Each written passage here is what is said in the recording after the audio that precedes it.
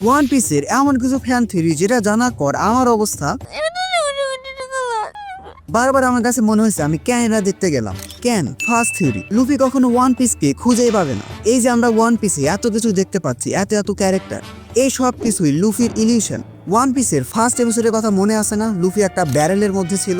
এই থিওরি অনুসারে এই ব্যারেল ডুবে লুফি মারা গেছে। এর পরবর্তীতে আমরা ওয়ান পিসের যত কিছু দেখতে পাইছি এই সব কিছুই লুফির ইমাজিনেশন। ভাই রে ভাই, ওয়েট, এটাতে শখ হলো না, আরো আছে। সেকেন্ড থিওরি হলো ব্রোককে নিয়ে। এই থিওরি অনুযায়ী ওয়ান পিসের বাকি সবাই মারা গেছে, শুধুমাত্র ব্রোক বাকি আছে। ওয়ান পিসের যত স্টোরি আমরা দেখতে পাচ্ছি এই সব কিছুর ন্যারেটর হলো ব্রোক। ব্রোক তার ডেভিল ফুডের জন্য মারা যায়নি। ব্রোক কি করছে? ওয়ান পিসে এই যে আমরা এত কিছু দেখতে পাচ্ছি এই সবগুলো ন্যারেট করছে, মানে আমাদেরকে বলছে।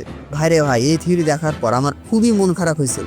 এরপর যে থিওরি আছে সেটা হলো লুফির যে ক্রু, সেই ক্রু মেম্বারে একটা ট্রেটার আছে। ওয়ান পিস ফ্যান বেজে এই থিওরি অনেক বেশি পপুলার। অনেকে বলে জোরো হবে ট্রেটার, জোরো লুফিকে ধোকা দিয়ে পুরো অ্যানিমে হিস্ট্রি গ্রেটেস্ট ট্রেটার হবে। অনেকে বলে যে এটা হবে রবিন। উসাপের নামও অনেকে বলে। ভাইরে ভাই, এই থিওরি যদি কোনো কারণে সত্যি হয়ে যায় আমার অবস্থা একবারে। এই সকল থিওরি নিয়ে তোমাদের কি অপিনিয়ন সেটা কমেন্ট বক্সে এখনই জানিয়ে দাও। Subscribe for more one piece video.